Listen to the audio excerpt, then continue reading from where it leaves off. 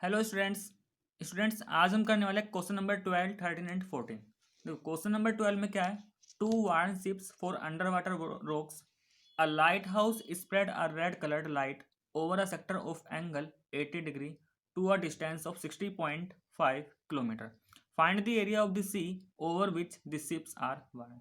और यहाँ पे लिखा है पाई की वैल्यू क्या रखी है 3.14। तो क्वेश्चन में क्या है कि हमारे पास एक लाइट हाउस है। ये जो लाइट हाउस है ये 16.5 किलोमीटर तक लाइट को स्प्रेड करता है। और किस फॉर्म में स्प्रेड कर रहा है, एक सेक्टर फॉर्म में स्प्रेड कर रहा है, ठीक है। और कितने डिग्री पे वो दे रखा है यहाँ पे 80 डिग्री पे। तो हमें क्या करना है, यहाँ पे एरिया ऑफ सेक्टर यहाँ पे फाइंड करना है। तो देखो ये जो सेक्टर बना है इस एरिया में जो लाइट होगी सिर्फ इस वाले एरिया में ही होगी, तो हमें इसी एरिया को कैलकुलेट करना है। तो देखो यहाँ पे तो सीधे सीधे क्या दे रखा है, अगर ये सेक्टर है तो ये रेडियस ये सर्कल का पार्ट होगा। तो इसमें रेडियस क्या हो जाएगा हमारा 16.5 किलोमीटर। थीटा कितना गिवन है हमें 80 डिग्री। तो यहाँ पे क्या निकाल देना है इसका एरिया। तो area of sector O A B, ठीक है।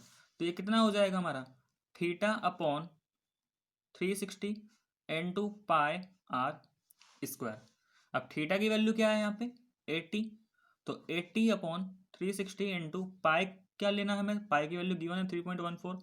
और आर कितना है हमारा 16.5। तो 16.5 इंटू 16.5 हो जाएगा, क्योंकि आर स्क्वायर दे रखा है तो आर दो बार है तो दो बार ही हम मल्टीप्लाई में लिख लेंगे। देखो जीरो से जीरो कैंसिल, ये 8 4 2 जा 8 4 9 जा 36। तो यहाँ पे क्या क्या बचा, ये 2 into 3.14 into 16.5 into 16.5 divided by 9। अब देखो ये 16.5 3 से डिवाइड हो सकता है। देखो 3 3 जा 9, 3 5 जा 15। तो यहाँ पे 1 बचेगा। और 1 के बाद डेसिमल को अगर देखा जाए तो 1 के बाद क्या है 15, क्योंकि डेसिमल के बाद आने वाला तो पॉइंट लगा के 3 5 जा 15। ऐसे ही 3 से 16.5 ये भी 5.5 टाइम्स जाएगा। अब इन सब का मल्टीप्लाई कर लेते हैं 2 इंटू 3.14। तो देखो ये कितना आ जाएगा हमारे पास 2 multiply 3.14 multiply 5.5 multiply by 5.5।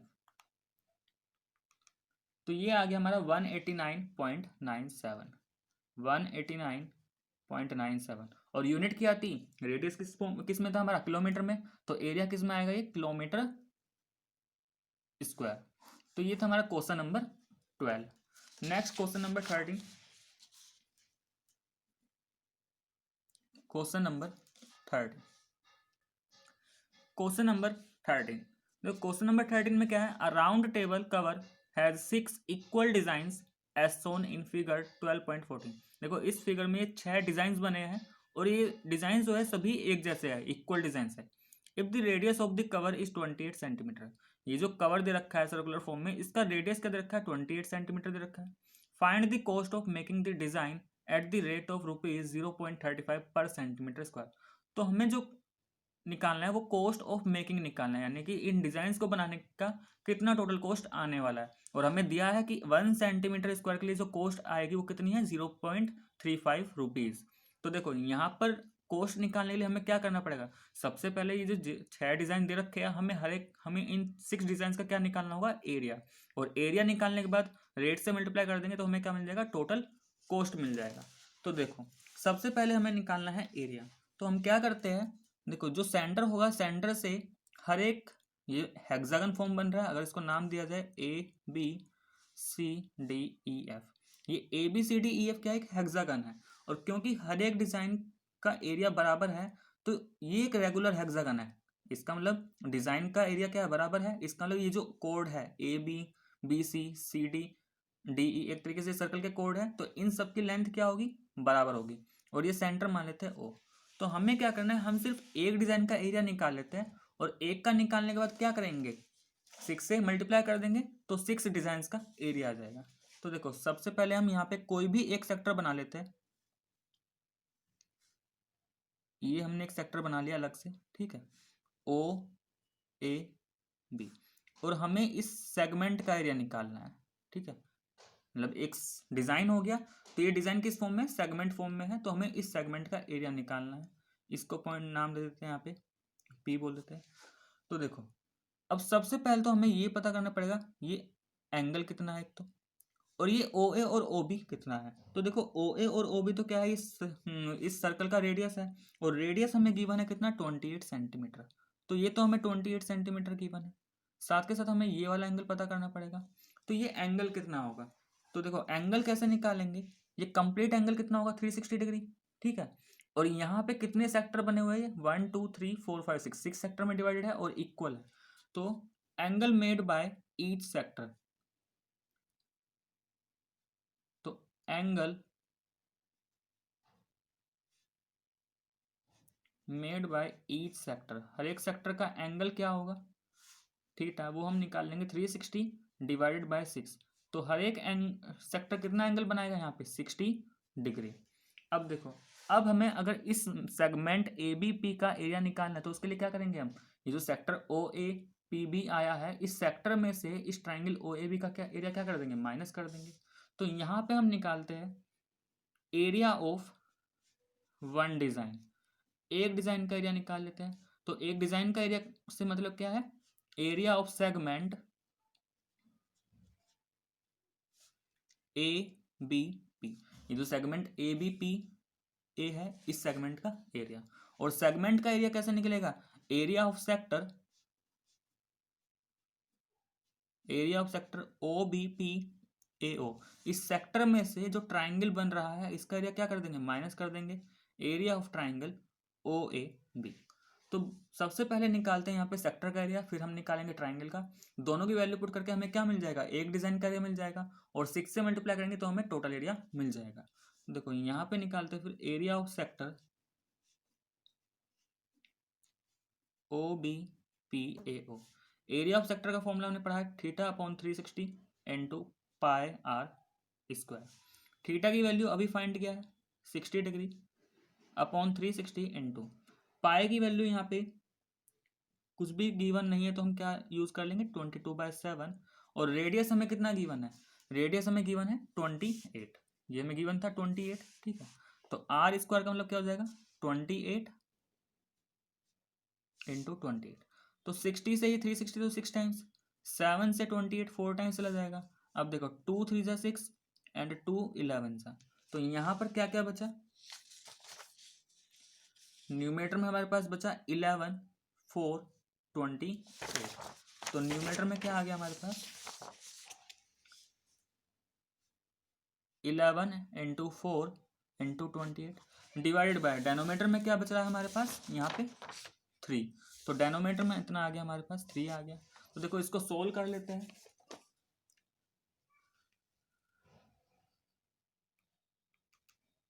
11 multiply by 4 into 28, तो ये आ गया 1232, 1232 डिवाइडेड बाय 3, और यूनिट क्या आएगी इसका, सेंटीमीटर स्क्वायर। तो ये तो एक सेक्टर का एरिया आ गया यहाँ से, ठीक है।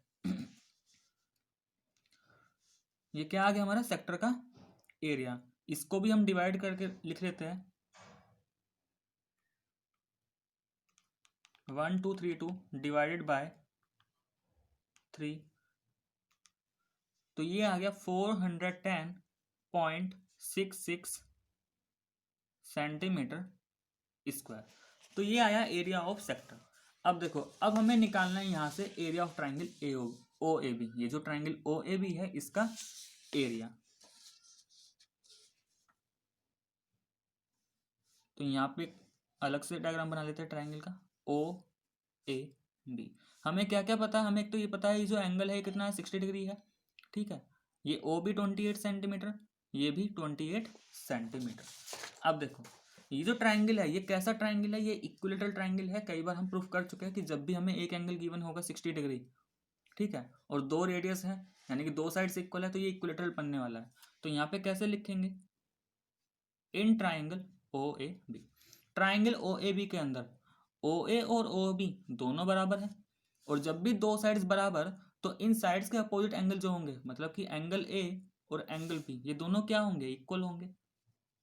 Then angle A is equal to angle B, तो ये कौन सी property, angle opposite to equal sides are equal, angle opposite to equal sides. अब देखो अगर हम इस ट्राइंगल में एंगल सम प्रॉपर्टी लगाते हैं तो angle O plus angle A plus angle B, इन तीनों का सम कितना होगा, 180 होगा। एंगल ओ हमें गिवन है 60 डिग्री, इस ए को ऐसे रहने दिए, और इस बी की जगह भी हम क्या लिख सकते हैं, ए लिख सकते हैं 180 डिग्री। तो देखो एंगल ए प्लस एंगल ए कितना हो जाएगा, ट्वाइस ऑफ एंगल ए 180। इस 60 को उधर लेकर जाएंगे तो माइनस में जाएगा, तो 180 माइनस 60 कितना बचेगा, 120। ठीक है, सोल्व करते हैं यहाँ पे। Angle A is equal to 120 upon 2 is equal to कितना, 60 डिग्री, और एंगल ए और बी बराबर थे तो बी भी कितना आ गया, 60 डिग्री। इसका मतलब ट्राइंगल ओ ए बी कैसा है, ट्राइंगल ओ ए बी एक इक्विलेटरल ट्राइंगल है, इज एन इक्विलेटरल ट्राइंगल। और इक्विलेटरल ट्राइंगल का हमें एरिया का फॉर्मूला पता है, वो क्या होता है, √3/4 साइड का स्क्वायर। तो हम सीधे सीधे यहाँ पे क्या फॉर्मूला यूज करेंगे, √3/4 इनटू साइड स्क्वायर। तो देखो ये क्या बन जाएगा, √3/4, साइड कितना दे रखा है 28, तो 28 इंटू 28। अच्छा 4 से कैंसिल हो जाएगा, 4 7 जा। तो देखो यहाँ पे क्या बचा, अब √3 की वैल्यू हमें गिवन है क्वेश्चन में, वो हमें यूज करनी है 1.7, तो इसकी जगह 1.7 इंटू 7 इंटू 28। तो मल्टीप्लाई करते हैं तीनों को, 1.7 इंटू 7 इंटू 28, तो ये आ गया हमारे पास 333.2, और यूनिट क्या होगी, सेंटीमीटर स्क्वायर। तो देखो अब यहां से हम एक डिजाइन का एरिया निकालेंगे, तो हमें क्या मिल जाएगा,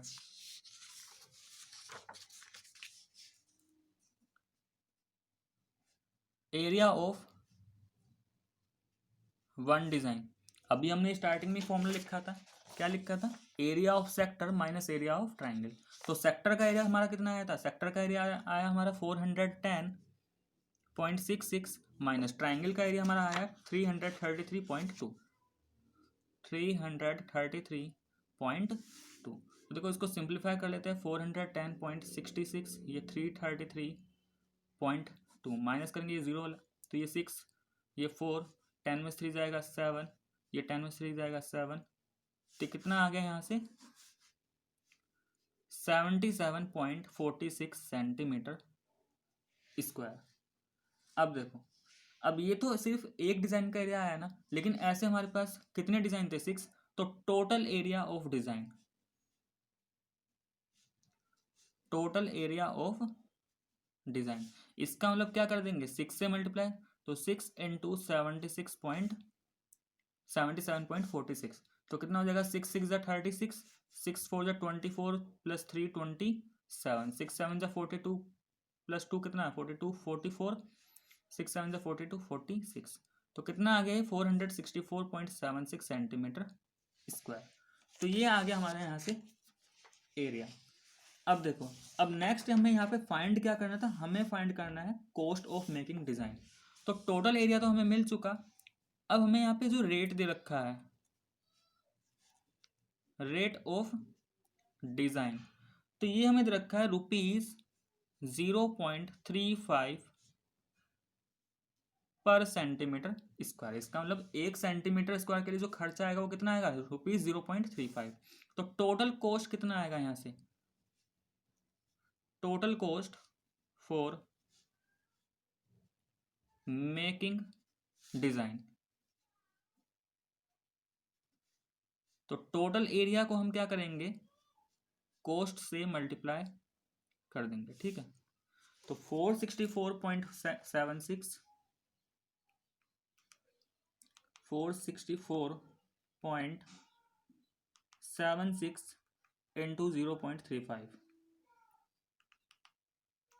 तो ये आ जाएगा हमारे पास कितना 162.666, ये कितना आ गया 162.666 रुपीज़। ठीक है, तो टोटल कॉस्ट कितनी आ गई ₹162.666। तो ये था हमारा क्वेश्चन नंबर 30। अब इस एक्सरसाइज का लास्ट क्वेश्चन नंबर 14 देख लेते हैं।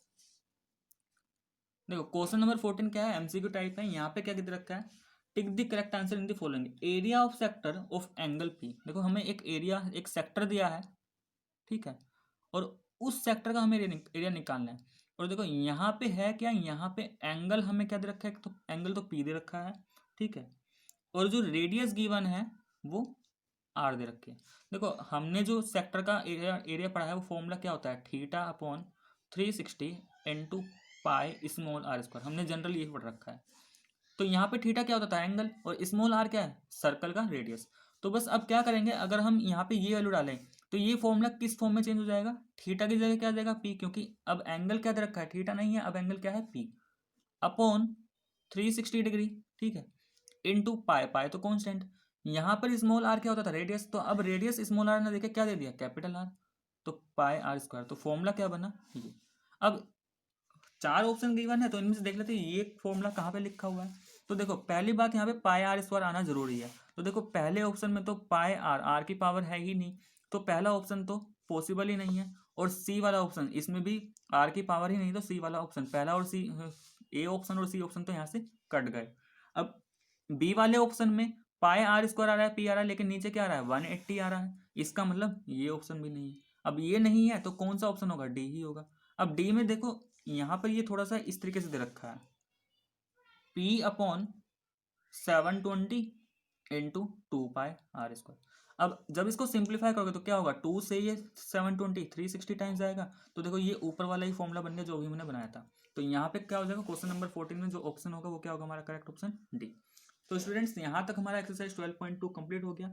नेक्स्ट एक्सरसाइज में हम 12.2 से पहले जो एग्जाम्पल्स है, एनसीईआरटी एग्जाम्पल, वो करेंगे। तो आज के लिए बस इतना ही।